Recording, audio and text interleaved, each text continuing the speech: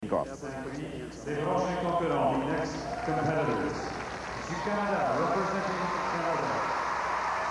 Johnston waited a long time for his greatest successes, but now he can savor a silver medal at last year's Worlds and the Canadian Championship this year with his young partner, Cindy Landry. They skate their original to Gershwin. They know that their teammates, Brasseur and Eisler, have skated very well, and they know they have this crowd in the palm of their hands.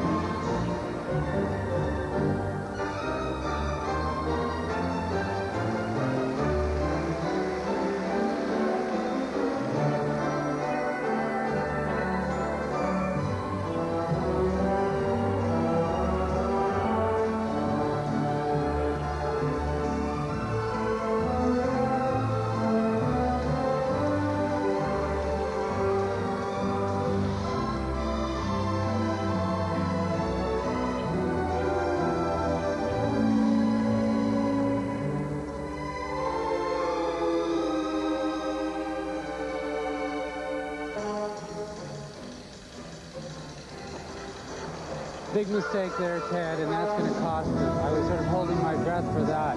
Those were the jumps, always the problem, side by side. Interestingly, it was Lyndon, who was a very superior single skater, who made the mistake. This is really going to cost them. The unison is great.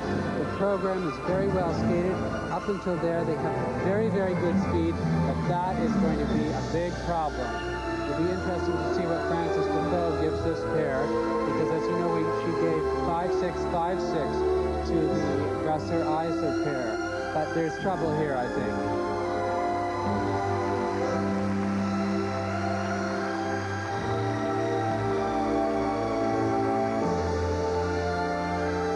They were so hoping that history would repeat because they skated in exactly the same order for their original program last year in Paris. And of course, they were second in that on their way to that silver medal. There were some very excellent qualities. I like the speed of the program. Cindy has an irresistible charm about her skating. The audience will give them a tremendous hand, but again, I reiterate, there's trouble here because it was flawed by the missed double lutz by Lyndon. Canada's world silver medalist from Paris last year, Cindy Landry, and Lyndon Johnston. The Canadian flags are out, of course. Here's the missed double lutz. Very, very unusual and very unfortunate. A double lutz is not even a double axel. It is not as difficult as a double axel, and so that was an even worse problem, I think. What he is picking up on the ice was a piece of ice that I think he took out with his toe pick. So they leave the ice, and you can tell by the expressions that they are, of course, vastly disappointed with that major flaw in their original program, and that's the key to an original program. You cannot make mistakes. There's a huge piece of ice, you're right, Toller, the size of a brick. Well, the key is also, Ted, something which has really haunted Canadian pairs for many years, and it's the single skating. A double lutz should be done almost without effort. It is not a difficult jump. I think that he might have gone into the corner a little bit too much and become disoriented. Otherwise, it was a good program, but certainly problems here with the judges. You can imagine how delighted the Soviet judge will be to see that. Soviet judge is judge number 8 in the panel, by the way. Canadian judge is judge number 2. So now their first set of marks are coming up, and they do have to pay. Look at this, a 4-7 from judge number 3 from Czechoslovakia. Mind you, that judge's marks have been lower than everyone else's. The Canadian judge giving a 5-3 for required element.